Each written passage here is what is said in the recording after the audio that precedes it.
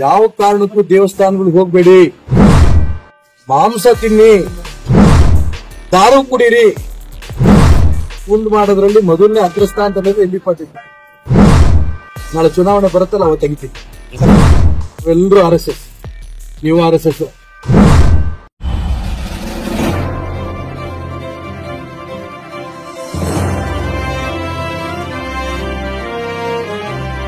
नमस्कार, मैं हूं शिवानी और आप देख रहे हैं बीजापुर एक्सप्रेस। चलते हैं खबरों की ओर।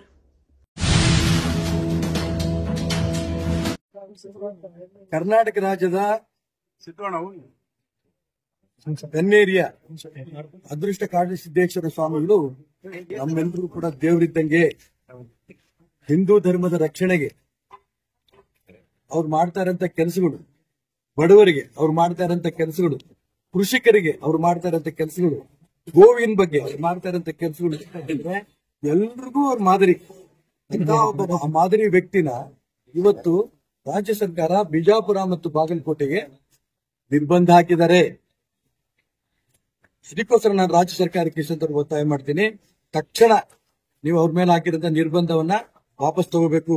ಇಲ್ಲ ಅಂದ್ರೆ ಈಗಾಗಲೇ ನಿಮ್ಮ ರಾಜ್ಯ ಸರ್ಕಾರ ಅಲ್ಲಡಕ್ ಶುರು ಆಗಿದೆ.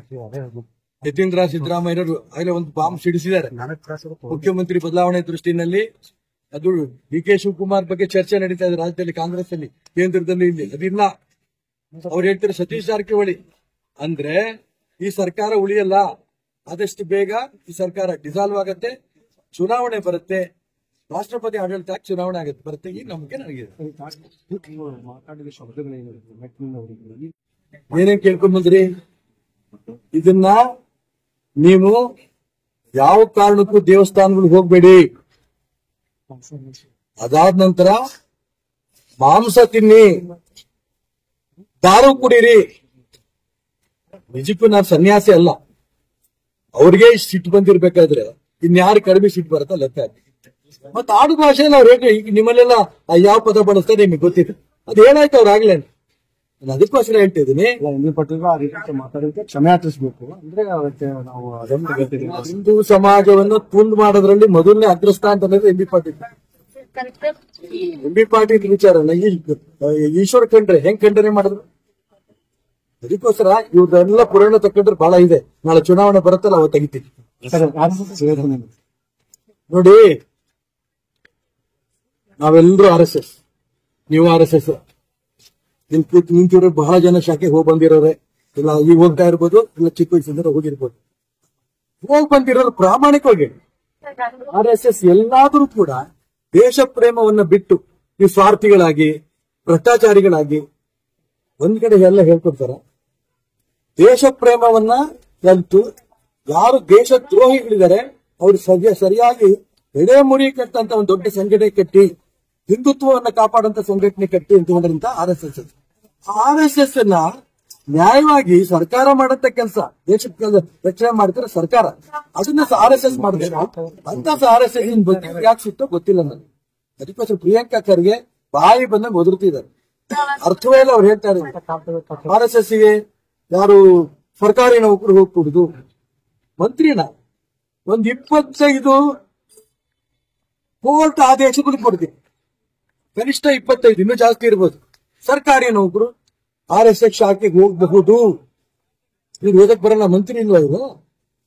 ಶಾಖೆಗೆ ಹೋಗಿ RSS ಹೋಗ್ಬಿಡುದು, ನಾವು ಹೋದ್ರೆ ಕ್ರಮ ತಗೋತೀವಿ. ಕೋರ್ಟ್ ಒಂದಿದೆ. ಇದು ಡಿಕ್ಟೇಟರ್ಶಿಪ್ ಇಲ್ಲ ಇಲ್ಲಿ, ತಾಲಿಬಾನ್ ಸಂಸ್ಕೃತಿ ಇಲ್ಲ ಇಲ್ಲಿ. ಅದಕ್ಕೋಸ್ಕರ ನಾನು ಹೇಳಕ್ ಇಷ್ಟಪಡ್ತೇನೆ, ಇವತ್ತು RSS ಇಲ್ದಿದ್ರೆ ದೇಶದಲ್ಲಿ ನಾವೆಲ್ಲರೂ ಕೂಡ ಮುಲ್ಲಾಗಳಾಗ್ಬಿಡ್ತಿದ್ವಿ. ನಾವ್ ಯಾರು ಕೂಡ ಇವತ್ತು ಹಿಂದುತ್ವ ಇಟ್ಕೊಂಡು ಓಡಾಡಕ್ ಆಗ್ತಿರ್ಲಿಲ್ಲ. ಅದಕ್ಕೋಸ್ಕರನೇ RSS ಇವತ್ತು ದೇಶದಲ್ಲಿ ಎಲ್ಲರ ಮೆಚ್ಚುಗೆ. ವಿದೇಶಿ ವ್ಯಕ್ತಿಗಳು ನರೇಂದ್ರ ಮೋದಿಗೆ ಹೊಗಳ್ತಾ ಇದ್ದಾರೆ. ಯಾರು ನರೇಂದ್ರ ಮೋದಿ? RSS ಒಬ್ಬ ಸ್ವಯಂ ಸೇವಕ. ಒಂದೇ ಒಂದು ಕಪ್ಪು ಚುಕ್ಕೆ ಇಲ್ಲ. ನರೇಂದ್ರ ಮೋದಿ ಈ ದೇಶದ ಪ್ರಧಾನ ಮಂತ್ರಿ ಆಗೋ ತನಕ ಕೂಡ ಪ್ರಪಂಚದ ಮುಸಲ್ಮಾನ್ ರಾಷ್ಟ್ರಗಳಿರ್ಬೋದು, ಕ್ರಿಶ್ಚಿಯನ್ ರಾಷ್ಟ್ರಗಳಿರ್ಬೋದು, ಎಲ್ಲರೂ ಕೂಡ ಪಾಕಿಸ್ತಾನ ಸಪೋರ್ಟ್ ಮಾಡ್ತಿದ್ರು. ನರೇಂದ್ರ ಮೋದಿ ಪ್ರಧಾನ ಮಂತ್ರಿ ಆದ ನಂತರ ವಿಶ್ವದ ಮುಸಲ್ಮಾನ್ ರಾಷ್ಟ್ರಗಳು, ಕ್ರಿಶ್ಚಿಯನ್ ರಾಷ್ಟ್ರಗಳು ಅವರೆಲ್ಲರೂ ಕೂಡ ಮೋದಿ ಸಪೋರ್ಟ್ ಮಾಡ್ತಾರೆ. ಯಾಕೆ? ನಾವೆಲ್ಲರೂ ಕೂಡ ಅಣ್ಣ ತಮ್ಮಂದರು. ಸರ್ವೇ ಜನಾಃ ಸುಖಿನೋ ಭವಂತು ನಮ್ಮ ಸಂಸ್ಕೃತಿ ಹೇಳ್ಕೊಡುತ್ತೆ. ಸರ್ವದೇವ ನಮಸ್ಕಾರ ಕೇಶವಂ ಪ್ರತಿ ಗಚ್ಚತಿ, ಇದು ನಮ್ಮ ಸಂಸ್ಕೃತಿ ಹೇಳುತ್ತೆ. ಇದನ್ನ RSS ಅಲ್ಲಿ ನರೇಂದ್ರ ಮೋದಿ ಅಂತ ಲಕ್ಷಾಂತರ ಜನ ಕಲ್ತಿದ್ದಾರೆ. ಇವತ್ತು ದೇಶದಲ್ಲಿ ಪ್ರಧಾನಮಂತ್ರಿ RSS, ಉಪರಾಷ್ಟ್ರಪತಿ RSS, ಅನೇಕ ರಾಜ್ಯದ ಮುಖ್ಯಮಂತ್ರಿಗಳು RSS, ಅನೇಕ ರಾಜ್ಯದಲ್ಲಿ ವಿರೋಧ ಪಕ್ಷ ನಾಯಕರು RSS, MLAಗಳು MP ಗಳು ಅತಿ ಹೆಚ್ಚು RSS. ಯಾಕೆ ಇವರು ಗುರಿತು ಪ್ರಿಯಾಂಕಾ ಖರ್ಗೆಗೆ? ಅದಕ್ಕೋಸ್ಕರ ನಾನು ಹೇಳ್ತೀನಿ, ಇನ್ನು ಹೀಗೆ ಮುಂದುವರೆಸಿದ್ರೆ ಕೋರ್ಟ್ ಇಂದ ಚಿಮಾರಿ ಹಾಕ್ಸ್ಕೊತಾರೆ ಪ್ರಿಯಾಂಕಾ ಖರ್ಗೆ.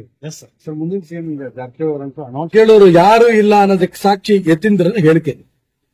ಅಪ್ಪ ಇಲ್ಲ, ಅಮ್ಮ ಇಲ್ಲ. ಅಪ್ಪ ಅಮ್ಮ ಇದ್ರು ಹೇಳೋರಿಲ್ಲ, ಕೇಳೋರು. ಮೊದಲಾಗೆ DK ಶಿವಕುಮಾರ್ ಹೇಳ್ತಾರೆ, ನಾನು ಮುಖ್ಯಮಂತ್ರಿ ಸಿದ್ದರಾಮಯ್ಯನವರು ಇಬ್ರು ತೀರ್ಮಾನ ಮಾಡಿದೀವಿ, ಮುಖ್ಯಮಂತ್ರಿ ವಿಚಾರದಲ್ಲಿ ನಾವು ಮಾತಾಡಲ್ಲ. ಆ ಮುಖ್ಯಮಂತ್ರಿ 10 ಸರಿ ಹೇಳ್ತೇನೆ, 5 ವರ್ಷ ನಾನೇ ಮುಖ್ಯಮಂತ್ರಿ. ಮುಖ್ಯಮಂತ್ರಿ ಮಗ ಯತೀಂದ್ರ ಹೇಳ್ತೇನೆ, ನಮ್ಮ ಅಪ್ಪನೇ 5 ವರ್ಷ ಮುಖ್ಯಮಂತ್ರಿ. ಈಗ ಅವ್ರ ಕಾಲ ಮುಗೀತು, ಜಾರಕಿಹೊಳಿ ಮಾಡ್ತೀವಿ. ಅದೇ ವೈಚಾರಿಕವಾಗಿ ಸಿದ್ದರಾಮಯ್ಯನ ವಿಚಾರನೆ ಜಾರಕಿಹೊಳಿ ಇಟ್ಕೊಂಡಿದ್ರೆ ಅದಕ್ಕೆ ಮಾಡ್ತೀವಿ. ಯಾಕೆ DK ಶಿವಕುಮಾರ್ ಅಲ್ವಾ? ನಿಮ್ಮ ಗುಂಪುಗಾರಿಕೆ ಅಂತ ರಾಜ್ಯ ಹಾಳು ಮಾಡಿ ಇಟ್ಬಿಟ್ರಿ. 2.5 ವರ್ಷದಿಂದ ಒಂದೇ ಒಂದು ಅಭಿವೃದ್ಧಿ ಕಾರ್ಯ ಇಲ್ಲ. ದಯವಿಟ್ಟು ನಾನು ಹೇಳ್ತೀನಿ ರಾಜ್ಯಪಾಲರಿಗೆ, ಈ ಸರ್ಕಾರ ಇವ್ರು ಹಿಂಗೆ ಬಡದಾಡ್ತಾರೆ, ಯಾವ ಕಾಲಕ್ಕೂ ಈ ಸರ್ಕಾರ ಬೆಳೆಯಲ್ಲ. ಅಷ್ಟು ಬೇಗ ರಾಜ್ಯಪಾಲರು ರಾಷ್ಟ್ರಪತಿ ಆಡಳಿತ ತರ್ತಾರೆ, ನನಗೆ ನಂಬಿಕೆ ಇದೆ. ಇನ್ನು ಚುನಾವಣೆ ಬರುತ್ತೆ. ಚುನಾವಣಾ ಬರಕ್ಕಿಂತ ಮುಂಚೆ ಎಲ್ಲಾ ಪಕ್ಷದ ಅಭ್ಯರ್ಥಿಗಳಿಗೆ ನಾನು ಪ್ರಾರ್ಥನೆ ಮಾಡ್ತೇನೆ, ನಾನು ಅಭ್ಯರ್ಥಿ ಆಗ್ಬೇಕಿರೋರಿಗೆ ನಿಮ್ ಊರಲ್ಲಿ ಮೂಲಭೂತ ಸೌಕರ್ಯಗಳು, ಕುಡಿಯೋ ನೀರು, ಶೌಚಾಲಯ, ರಸ್ತೆ ನೀವು ಮಾಡಿಸಿ, ನೀವು ಗೆದ್ದು ಬರ್ತೀವಿ. ಇದು ನನ್ನ ಮನವಿ.